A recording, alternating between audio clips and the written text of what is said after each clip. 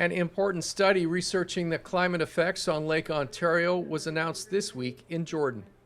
The Coastal Resilience Pilot Project will involve several land management agencies from Niagara to Oakville, with the work being coordinated by the Niagara Peninsula Conservation Authority. In 2023, the Government of Canada, through Natural Resources Canada, released a funding program that focused on shoreline resiliency in communities.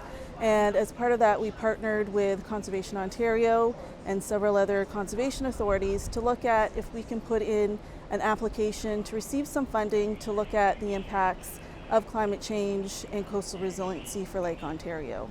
So through Conservation Ontario, with Maitland Valley Conservation, with Lakehead Region Conservation Authority, Conservation Halton, Hamilton Conservation Authority, and ourselves, we were successful in getting funding to look at a larger collaborative and 3 pilot projects. And the Lake Ontario Climate Resilience Pilot Project was one of them. The idea is to look at the hazards along shoreline, to map the hazards and look at it from a climate change lens, what kind of impacts extreme weather may have on this shoreline and how the hazards along the shoreline will change. And each area of the Lake Ontario shoreline is a different hazard. Somewhere we have dynamic beaches, somewhere we have eroding shorelines and bluffs. So this project allows us to look at all those different hazards, working together with partners. Organizers are encouraging engagement from conservation groups and the public to assist with the study. We need to know what's happening on the ground, and we can get some information by going and looking at it, but talking to the public is really important to understand what is actually happening. We also need the public to help us determine our long-term goals. What do we want for the shoreline? How do we, what do the public use? What do they need? So we need to hear that from them so that we know what are the important things. It will take a few years to compile the data needed to properly study the impacts of climate change and severe weather events.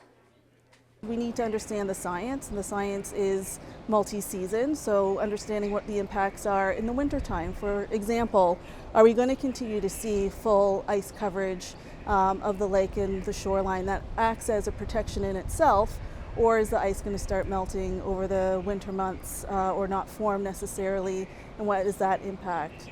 Versus springtime, when there's a lot of rain that occurs within our watersheds and drains towards the shoreline. So all of those factors need to be considered as part of looking at the shoreline. At the end of the day, I think it's important to understand and identify hazard areas so we can invest in the right spots and protect our shorelines and habitats and the communities from extreme weather impacts. And once at the end of this project, only half of the work is done, where we have kind of collectively identified those big hazards and how we will address them to make them more resilient. So that will be the success factor at the end of this. We are going to have a long-term monitoring plan coming out of it. So we are forecasting what climate impacts might be. So the one thing is we're going to monitor and be sure we're right, because climate change is highly uncertain. So we'll have a long-term monitoring plan. But the outcomes of the report should help us to direct investment for and help guide us on what is the right kind of investment. What areas should we protect with more concrete walls, and what areas should we naturalize and try to bring back some nature in some other areas. So hopefully it will help guide our decisions and our understanding of how we treat the shore. In Niagara, you're watching The Source on your TV.